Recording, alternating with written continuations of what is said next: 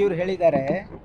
ಈಗ M B Patil ಸಾಹೇಬ್ರು ಹೇಳ್ದಂಗೆ ನಾವು ನಮ್ಮ ಗವರ್ನರಿಂದ ಇಷ್ಟೇ ಎಕ್ಸ್ಪೆಕ್ಟ್ ಮಾಡೋಕ್ಕೆ ಸಾಧ್ಯ ಇದೆ. ಯಾಕಂದರೆ ಇದು ಕೇವಲ ಕರ್ನಾಟಕದಲ್ಲಿ ಅಷ್ಟೇ ಅಲ್ಲ, ಇಡೀ ದೇಶಾದ್ಯಂತ ಇವತ್ತು ಎಲ್ಲೆಲ್ಲಿ ಬಿ ಜೆ ಪಿ ಏತರ ಸರ್ಕಾರಗಳಿವೆ ಅಲ್ಲಿ ಗವರ್ನರ್ ಮುಖಾಂತರ ಆಡಳಿತ ನಡೆಸಬೇಕು ಅಂತಕ್ಕಂಥದ್ದು ಭಾರತೀಯ ಜನತಾ ಪಾರ್ಟಿ ಹುನ್ನರ ಇದೆ.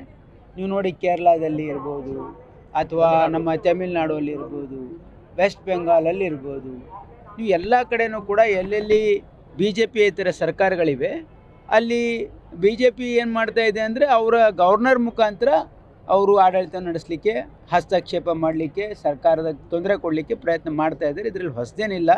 V are expecting this from the BJP. ನೀವು ಅವರಿಂದ ಇದೇ ನಿರೀಕ್ಷೆ ಮಾಡ್ಬೋದು. ಮುಂದೆ ನಾವು ನೋಡ್ತೀವಿ ಈಗ ನೋಡಿ, ಈ ಕಾನೂನು ಸಾರ್ವಜನಿಕ ಹಿತಾಸಕ್ತಿಯಿಂದ ತಂದಿದ್ದು. ಹಾಗಾಗಿ ಅವರು ಒಂದು ವೇಳೆ ಅದನ್ನು ರೆಫರ್ ಮಾಡಿ ಅದಕ್ಕೆ ಕೋಲ್ಡ್ ಸ್ಟೋರೇಜಿಗೆ ಹಾಕಬೇಕು ಅಂತಕ್ಕಂಥದ್ದು ಅವರ ಒಂದು ಏನಿದೆ ಹುನರ ಇದೆ. ಅದಕ್ಕೆ ನಾವು ಓವರ್ಕಮ್ ಮಾಡಲಿಕ್ಕೆ ಏನು ಮಾಡಬೇಕು, ನಾವು ಸಂವಿಧಾನದ ಚೌಕಟ್ಟಿನಲ್ಲಿ ವಿಶ್ವಾಸ ಇರ್ತಕ್ಕಂಥವ್ರು, ನಾವು ಸಂವಿಧಾನ ಚೌಕಟ್ಟಿನಲ್ಲಿನೇ ಅದಕ್ಕೆ ಪರಿಹಾರನ ಹುಡುಕ್ತೀವಿ.